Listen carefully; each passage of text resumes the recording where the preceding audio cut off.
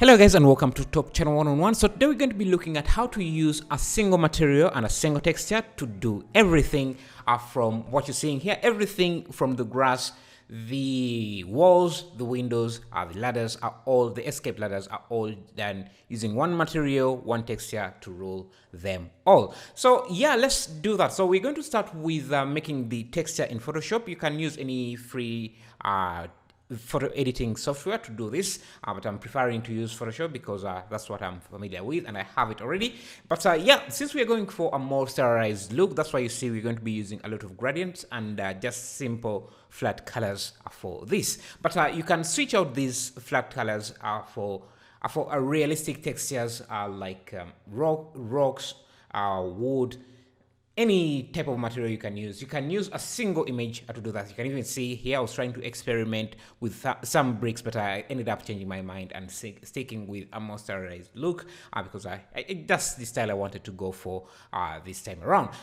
So this is the blue parts are going to be for the window, and the green part there, the green gradient there, I'm going to use it as the vegetation. Since this is a sterilized look, as I said, I can get away with just a simple gradient like that or a simple solid color like that. So the skybox, I already have a tutorial. I think it's the video that comes before this on my channel, so you can check that out if you want to see how I made the skybox. But basically it's just a hemisphere with a texture, the sky texture that's rotating clockwise, and another one scaled up rotating anti-clockwise. So here you can see I'm using the texture, and I'm going back between Blender and Photoshop to adjust the textures and change things a bit because yeah, just depending on what I think is going to work. You can even see I'm adjusting the colors. I really like this gradient that goes from a red to a more brownish look. It just gave the building a more rich look here. And yeah, so doing things like this is I think way more efficient. You don't even have to bake the textures. If I wanted to use this in a game engine, I just have to export the blend file, the object file as a GLBTF, is it GLBF or something like that. That format can just text the image texture, and it will basically work. I think I'll show you the Sketchfab file for this after I make this, but I can see the stuff I'm doing here are just basic modeling tips or modeling tricks that I'm sure most of you already familiar with.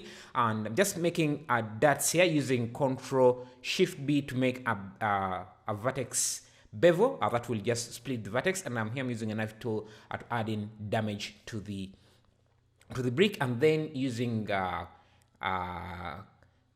inserting that damage and just push to make it indented into the brick, the detail to be indented into the brick like that. But basically all the objects in the scene are sharing a single material and a single texture, and each of the parts, whatever part of the material that specific part is taking, is just sampled using the UV in the image file there. You can see every time I want to add a different material, I just unwrap it, UV unwrap it. I'm basically mostly using projection mapping because since this is a sterilized look, you won't see seeing repeating patterns is not really going to be. It's very easy to get away with just using projection mapping rather than correctly UV unwrapping stuff. So that's the option I'm going. So you can see here I'm trying to make the window, so I'm just unwrapped that window part, and the UV has been moved to the respective part of the image or part of the texture. I can see here I'm creating a blind, and that makes a great differentiation between the other part of the window. And yeah, so you can see how we're doing. We didn't even use I didn't use any modifiers in this because I wanted to keep things very, very simple. And I think if you want to get this model and all the other models I have, you can get them on my Patreon page. I also have this specific model on Sketchfab, and you will also, I'll be showing you how it looks there. Yeah, so here I'm making a water tank there. You can see I'm just keeping everything low poly and just making sure that I don't use too much polygons, because it's not necessary for the style of art I'm going for here. And you can see I'm just also adjusting the different textures, and yeah, adding in some extra details. You can make the textures more detailed than I have them here, but for the style I was going for, this was enough. I'm making a few vegetation here. It's just a sphere squished, and just for the texture, I'm also sampling the green gradient that we have here, and now I'm creating that ladder or escape ladder, whatever it is. So yeah, basically keeping true to, just maintaining the same workflow of just sampling from the same gradient or the same texture, and yeah, keeping things simple. One material to rule them all, one texture to rule them all. I could also have done this for the skies, for the sky background, because it's just I was left with enough space to add a texture for the sky, but I didn't want to complicate things. Actually, I don't think it would have been complicated. I'm actually looking at it now, and I think I should have done it that way to keep the clouds also part of the project. But because I was going to share this on Sketchfab, most people may not want the clouds to be part of the building, so that's why I kept things a bit separate.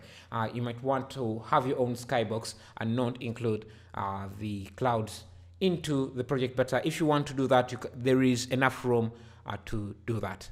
Thank you. If you want to get the project files, links are provided in the description. Let me know in the comments what else you want to learn. You can see how the project looks on Sketchfab. Thank you.